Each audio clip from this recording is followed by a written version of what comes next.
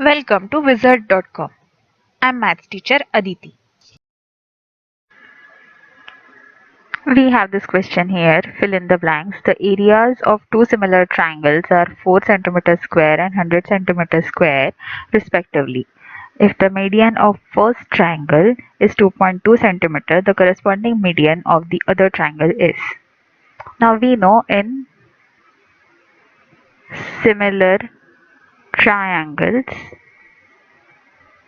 ratio of areas, that is area 1 divided by area 2, is given by corresponding side altitude median square ratio. For example, in this case it will be median 1 square divided by median 2 square. So we are given area 1 as 4 centimeter, area 2 as 100 centimeters.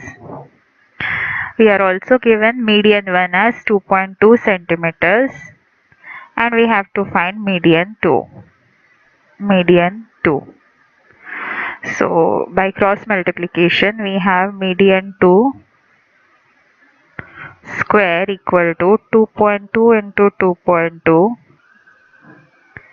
divided by 4 multiplied by 100. So that is equal to 22 into 22 divided by 4. 100 will multiply these two and the decimal points will be removed. So we have 11 multiplied by 11 when we divide.